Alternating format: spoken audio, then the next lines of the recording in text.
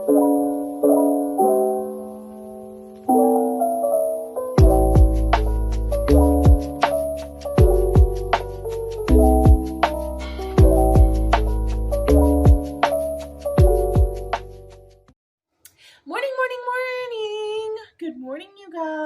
are you?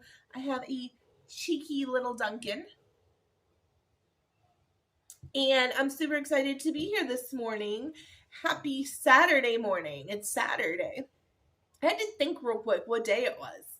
I am all dressed up because I'm doing the podcast assembled on Evolved Review tonight. I'm filming this on Wednesday. I believe the podcast assembled will be up on Thursday. So by the time you see this on Saturday, it's already going to be up. So go check it out. It is going to be on Evolved Review's channel, Evolved Entertainment. It is myself and Caleb from Evolved Review, obviously, Ace from the Superhero Homies, and Oz from the Tavern Notice Board. We like to get together and talk about pop culture type stuff. This time we're talking about Ahsoka. I am so excited about it because I loved this series. I've really been loving a lot of the Star Wars series that they've been putting out. If you have not watched me talk with Caleb about Andor, go check it out over on Entertainment Evolved. I loved Andor. It was my favorite Star Wars series that they've put out so far. Ahsoka, also really good. You can go over there and hear me talk about that. But what am I here to talk about book-wise, right? So, I read Anita Blake Vampire Hunter sporadically throughout my late teens, early 20s.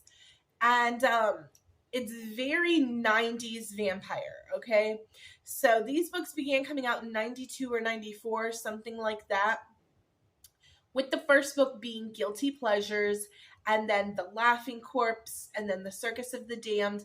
And I believe there's about 30 books at this point. They are still currently coming out. Laurel K. Hamilton is still writing this series, which is really cool to me whenever I see a series that has spanned 30 years. And that is kind of what got me back into reading these books, because I saw that one had recently come out. And I was like, Anita Blake Vampire Hunter, I remember reading a couple of these books back in the day and absolutely loving them, though they were a little on the really spicy side for me at the time. We're going to talk about that. But I was like, I wonder how the series would be consecutively, like going through the whole series. And so I kind of made that, now that I've finally finished Throne of Glass. Yes, this is a 30-book series. It's going to take me way longer than Throne of Glass did. And I'm not in a huge rush. I'm not doing them back to back. I'm reading other things in between. But I've decided that I'm going to do the Audible of all of these books from Anita, as many as I can. I'm getting a lot of them from my library, but if I can pick up from the library a hard copy quicker than I can a Audible rental, then I'll read the hard copy. However I can to get through this 30-book series.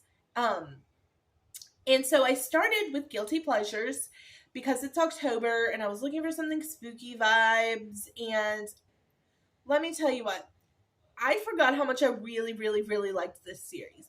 Now, I am just finished The Laughing Corpse. So that's book 2, and I'm going to be starting Circus of the Damned.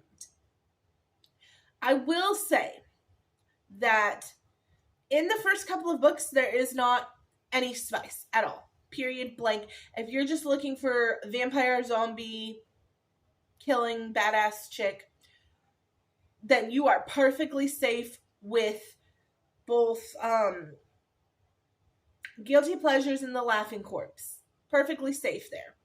I do remember, because I did not read this series from the beginning, but I do remember picking up a book in my early, probably late teens, like 18 or 19, maybe even 20, that was more like book 10 or so in the series, and it was, at the time for me, so like I said, 19, 20-year-old Lauren, it was downright filthy.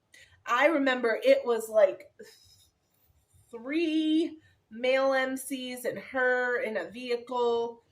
I remember being like shocked by the level of smut that was in this book.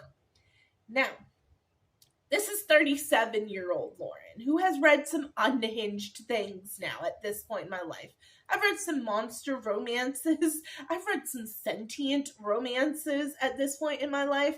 So I'm really excited to see, as I get past Circus of the Damned and on into some of the latter books, if this spice still is shocking levels of spice, or if it's a little bit more like, okay, that's not the craziest thing I've ever read anymore. You know what I mean?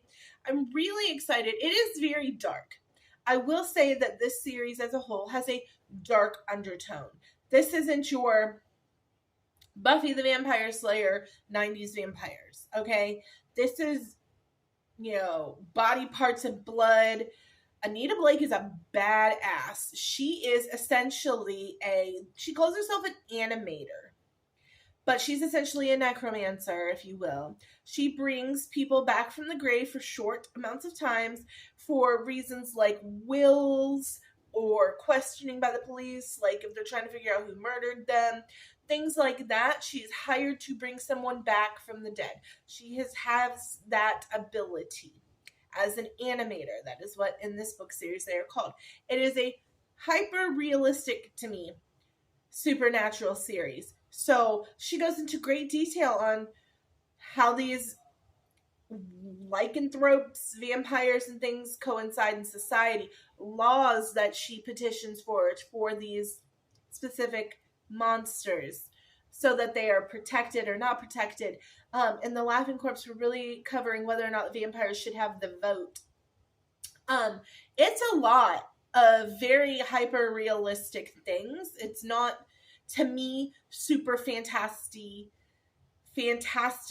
or fantasy-based vampires and werewolves. I feel like it is. I know that there's a werewolf that comes into play in this series that is a professor at a university, so he has a perfectly normal daytime life.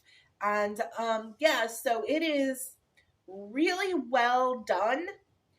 The only thing that, like I said, I do trigger warnings for the series is, from what I remember, there is SA in the series, like multiple accounts of it, if I'm not mistaken, as well as the spice does get like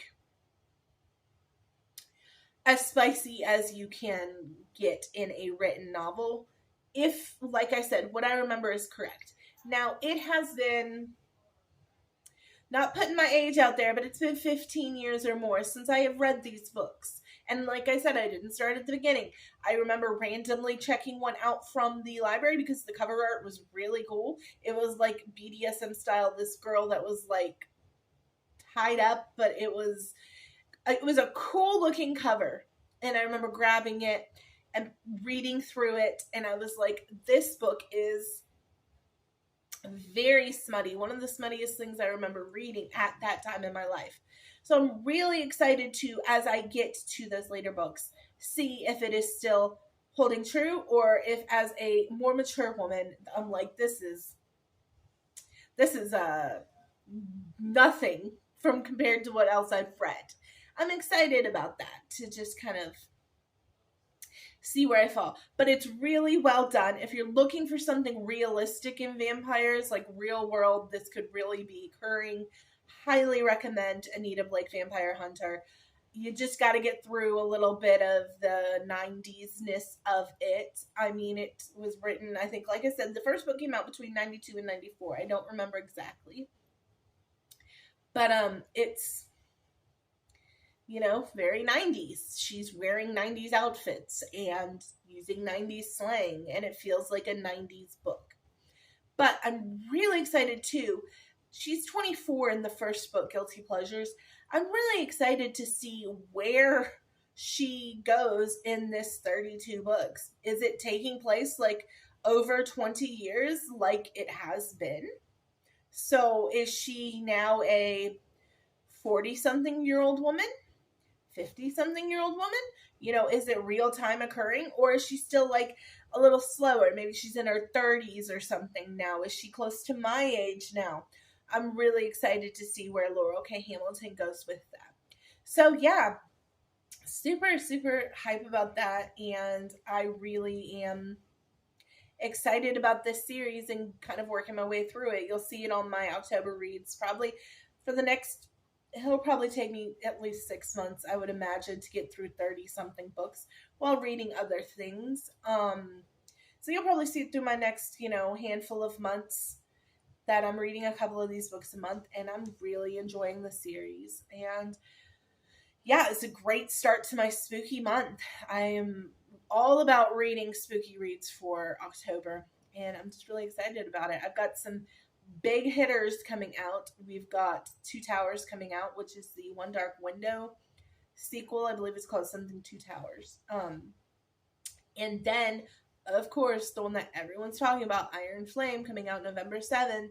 It's the Fourth Wing sequel. You can see Fourth Ring right in there. I think it's right there. But I'm so excited for that sequel as well. So much good fantasy coming out. And then we've got, like right around Christmas, we've got the Divine Rivals sequel. So good fantasy work coming out this year at the end of the year. I'm hyped for it. I hope you guys are too. And we will see you guys on Monday. Later.